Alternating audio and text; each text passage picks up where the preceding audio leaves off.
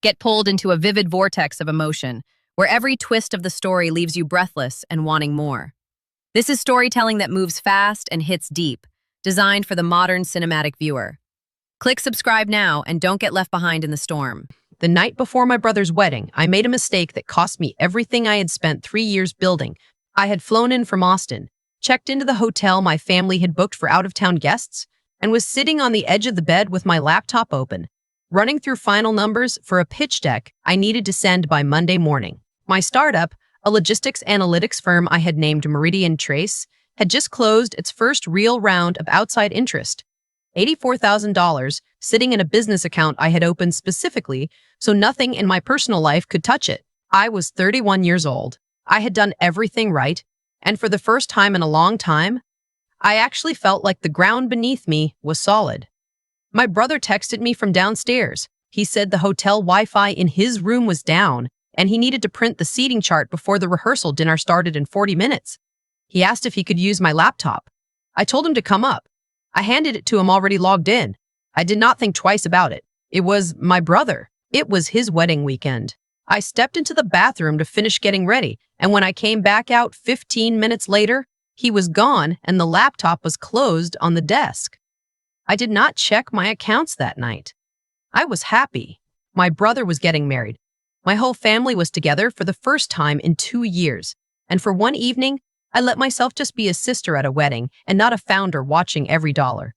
I checked the account the next morning at 7:43 before the ceremony. The balance was $4.11. I read it 3 times. I refreshed the page. I checked the transaction history with my hands already going cold, and what I saw there was not a hack, not a glitch, not some processing error that would resolve itself by noon. There were 2 wire transfers, both initiated the previous evening between 8 and 9 p.m., both authorized from a device I did not recognize, both sent to an account I had never seen before, $83,912. Gone in 2 transactions while I was downstairs eating salmon and toasting my brother's future. I sat on that hotel bed for 4 minutes without moving. Then I got dressed, walked downstairs, found my brother at the breakfast table with his groomsmen, and pulled up a chair beside him. I kept my voice quiet. I asked him if he had done anything in my accounts while he had my laptop the night before. He looked at me over his coffee cup and said he had only printed the seating chart. His eyes did not change when he said it. That was the part that stayed with me. Not guilt, not surprise. Nothing. I asked him again. I told him the account had been emptied. He put the coffee cup down and said, very calmly, that he did not know what I was talking about. His best man was sitting right there. His future wife's family was across the room. He lowered his voice and said, "Can we not do this today?" And then my father walked over, put a hand on my shoulder, and said, "Your brother is getting married in 4 hours. Whatever this is, it can wait." I looked at my father's face. He already knew. I could see it in the way he would not hold eye contact for more than a second. He already knew, and he was asking me to wait, and the word wait in my family had always meant let it go. I said nothing. I excused myself. I went back to my room and I made 3 phone calls. The first was to my bank. I reported the unauthorized transfers, gave them the transaction IDs, and asked them to flag the receiving account. They opened a fraud investigation and told me it could take 7 to 10 business days. 7 to 10 business days. My pitch meeting was in 4 days. The second call was to a friend from law school I'd stayed close with. She specialized in civil litigation and white-collar fraud cases. I told her what had happened in about 90 seconds. She told me to document everything before I said another word to anyone in my family and to not leave that hotel without screenshots of every transaction, every login, and the device ID that had initiated the transfers. The third call was to my investor contact, a woman named Patricia who had been championing Meridian Trace for the better part of a year. I told her there had been a financial emergency and asked if we could push the pitch by 1 week. She said yes, and she said it without hesitation, and that small grace was the only thing that kept me from falling apart completely that morning. Then I put on the dress I had bought for my brother's wedding, went downstairs, and watched him get married. I smiled in every photograph. I hugged his new wife. I danced with my aunt during the reception, and I ate the cake, and I did not say a single word to my brother or my father about any of it, because by then I had already decided what I was going to do, and I needed them to believe that nothing had changed.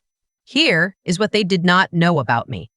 Before I launched Meridian Trace, I spent 4 years doing digital forensics consulting for a firm that worked with insurance companies and civil attorneys. I know exactly what a device fingerprint looks like.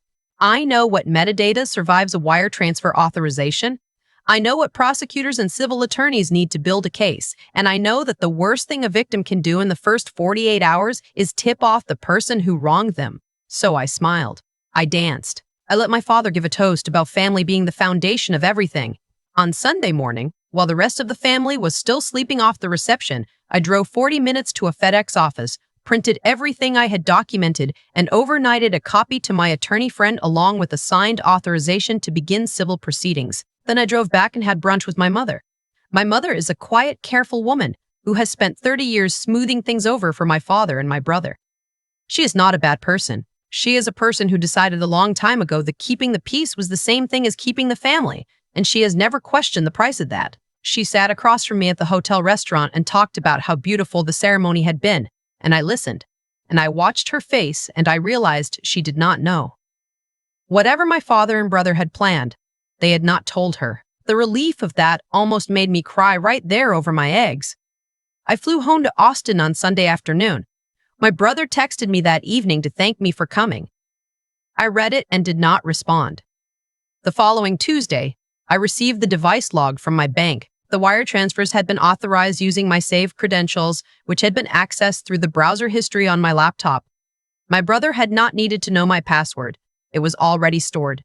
All he had to do was open the browser, navigate to the banking portal, and click through. 40-year-old credentials saved for convenience, used in under 3 minutes while I was in the bathroom putting on mascara. The receiving account traced back to a Shell LLC registered in my father's name 18 months earlier. My attorney ran the registration records and found 2 prior transactions from family members, a cousin who had never talked about it, and my mother's sister, who we later learned had been pressured into a loan 2 years ago that had never been repaid. This was not a moment of desperation. This was a system. A practiced, patient, family-facing system. I want to stop here and say something clearly, because I know what some people think when they hear a story like this. They think the person who got hurt should have been more careful, should have known better, should have seen the signs. And maybe they are right. I had seen signs my whole life. My father borrowed money he never paid back. My brother had a pattern of leveraging family loyalty the way other people leverage credit cards. I knew who they were. I had been careful for years. I built Meridian Trace with a separate account specifically so my personal relationship with my family could not touch my professional work. What I did not account for was the one evening I handed my brother a laptop and stepped out of the room. Because it was his wedding weekend. And I loved him. And I wanted to believe that love meant something reciprocal. It did not. And that is the part that takes the longest to grieve. Not the money, not the legal process, not the months of rebuilding. It is the morning you stop being surprised. My attorney filed the civil suit 4 weeks after the wedding. The complaint named my brother and my father jointly and cited the Shell LLC, the device logs, the transaction metadata, and the statements from my cousin and my aunt's sister, who both agreed to cooperate once they understood they were not alone. My father called me the day after he was served. I let it go to voicemail. He left a message that was 4 minutes long. I will not repeat everything he said, but the part I keep coming back to is this. He said that I had always had more than I needed, that my brother was just starting his life with his new wife, and that family takes care of family. He said I was making something ugly out of something that should have been handled privately. He used the word greedy. He used the word embarrassing. He said my mother was devastated. He never said he was sorry. I saved the voicemail and sent a copy to my attorney. 2 months later, we reached a settlement. My brother and my father agreed to repay the full $83,912 plus accrued interest and my legal fees. Structured across a payment plan secured against a piece of real estate my father owned, a rental property he had been collecting income on for 12 years.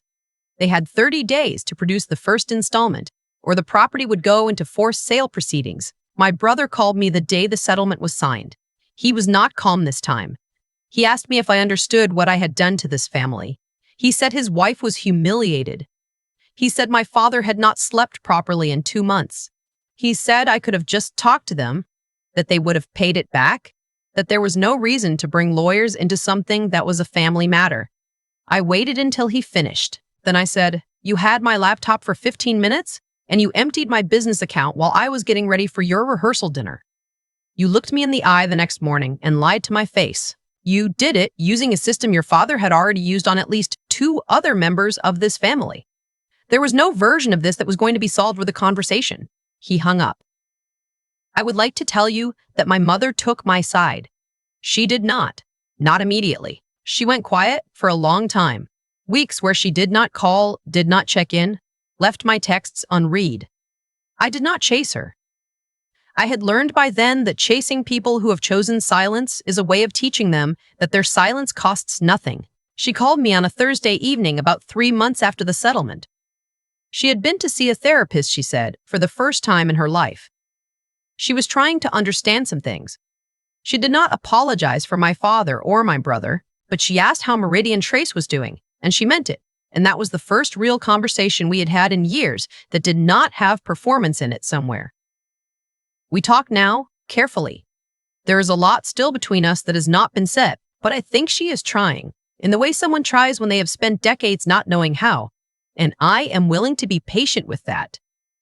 The pitch happened 6 days after I rescheduled it. Patricia had told 2 other members of the investment group what had happened to me, in broad terms, and when I walked into that room, they were not just evaluating my logistics platform. They were evaluating whether I was the kind of person who survives a crisis with her integrity intact. I told them the truth. I told them there had been a serious financial disruption caused by someone I trusted, that I had handled it through legal channels, and that the business account had been fully restored. I told them our Q3 projections and showed them the 3 pilot clients we had onboarded in the previous 60 days. I told them what Meridian Trace could do in 2 years with the right backing. They funded us at the full ask. I hired my first full-time employee 6 weeks later, a systems analyst named Dara, who had been freelancing for me on contract for a year and who understood the work better than anyone I had interviewed. A month after that, I brought on a second, a data engineer named Cass, who had reached out cold after seeing our LinkedIn page. Meridian Trace now has a team of 5, a signed contract with a regional distribution company, and a second funding conversation already scheduled. My brother and his wife moved to a different city. We have not spoken since that phone call. My father completed the first payment installment on time and has not attempted contact beyond a single text message at Christmas that I did not respond to. I do not know what their marriage looks like now, or what they tell people when they explain why I am not in the family photographs. I think sometimes about the version of this story where I waited, where I listened to my father tell me it could wait, where I got through the wedding weekend and then called them a week later and asked for an explanation, where I tried to keep everyone comfortable and everyone at the table and let the damage be something we worked out privately. I know exactly how that story ends. An apology without restitution, a payment plan that never materializes, a slow accumulation of silence on my end, an increasingly confident entitlement on theirs, until the next time I handed someone a laptop or co-signed something or loaned money I could not afford to lose because love felt like it required risk. That version of me does not have Meridian Trace. That version of me is still trying to earn the right to protect what she built. Here is what I know now that I did not fully know before. Protecting yourself from the people who hurt you is not the same as being cold. It is not the same as being unforgiving. It is not the same as throwing your family away. It is understanding, finally, that you are allowed to be someone's daughter and someone's sister and still require them to be accountable. Those things do not cancel each other out. The law does not require you to absorb the cost of someone else's choices just because they share your last name. My father said, family takes care of family. He was right. What he did not expect was that it would apply to me too. If you are watching this and you have been sitting with something similar, a loan that was never really a loan, a signature you were pressured into, a moment where someone leveraged your love against your judgment, I want you to hear this clearly. You already know what happened. You do not need more proof. You do not need them to admit it. You are allowed to move from what you know. Document everything. Find someone in your corner who knows the law. And remember that protecting your peace is not something you have to earn permission for. It was always yours. Thank you for watching. If this story reached you, share it with someone who needs to hear it. I will see you in the next one.